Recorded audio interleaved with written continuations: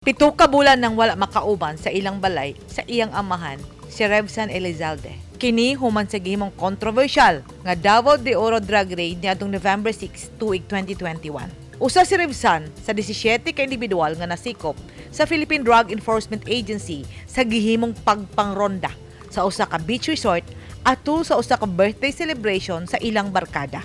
Ang 17 ka individual pareho og kaso nga giatubang ang pagsupak sa Republic Act 9165 kung the Dangerous Drugs Act of 2002. Bisan pa man pareho ang ilang kasong giatubang, gitugutan ni Judge Celestial Aranda Gonzales sa Regional Trial Court Branch 57 sa Davao de Oro og ni Prosecutor Rosel Cayetano nga makapiyansa ang 14 ka mga suspitsado. Kining tulo na lang ang nagpabilin sulod sa Rehabilitation Center. Kay gitugutan sa korte nga makapiyansa ang 14 ka individual niadtong milabayng bulan sa Marso. Gisaka na sa pamilya sa tulo ka suspetsado ang ilang hangyo sa Court of Appeals. Apan, human sa pipila ka bulan, wala pa sila nadawat nga tubag niini. Kagahapon sa buntag, samtang among gituyok ang mga rehabilitation centers sa Davao Region, among nataymingan ang amahan ni Revsan nga may bisita sa iyang anak sa rehabilitation center ug kuyog ang iyang mga igsuon aron ilang isaulog ang Father's Day didto sa rehabilitation center. Mihatag og pagtugot si Mr. Elizalde nga mutubag sa akong pangutana. Unsa ang iyang giampo nga gasa kaniya gikan sa Dios sa taliabot nga Father's Day? Yun lang sana yung Father's Day ways ko. Yung sana yung sulat namin sa yung certiorari letter namin doon sa Court of Appeal, sana ma-action na at saka para din makalabas sila Revsan kung ano yung decision nila na yun, makalabas na sila tapos kasama na namin siya.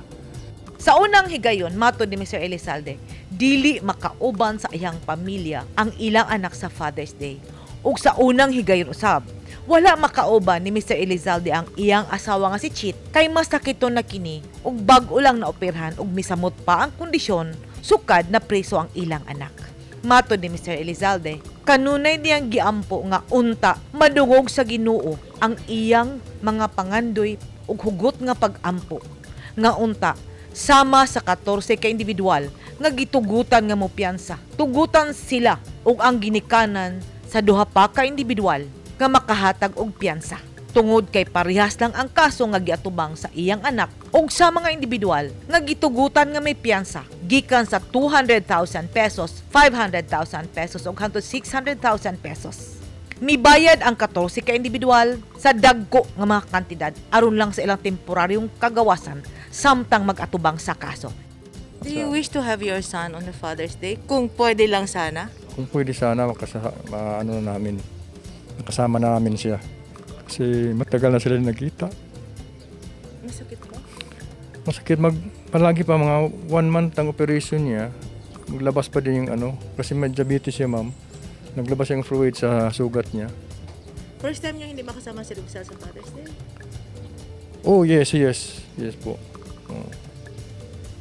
How is the family coping ba?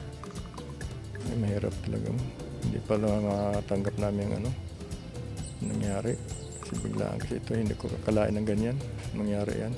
But you're still hoping that justice... Yes, ma'am. Yes. Nang hinaot ang pamilya sa tulo ka individual nga anaa pa karon sa rehabilitation center nga sama sa usa ka simbolo sa hustisya, respetuhon ug mamahimong makatarunganon ang desisyon sa Department of Justice kon Court of Appeals sa ilang kaso ug mamahimong patas ang pagtaral niini sa matag akusado ug sa matag agrabyado. Edith Kaduayan, News 10 Philippines. Stay safe!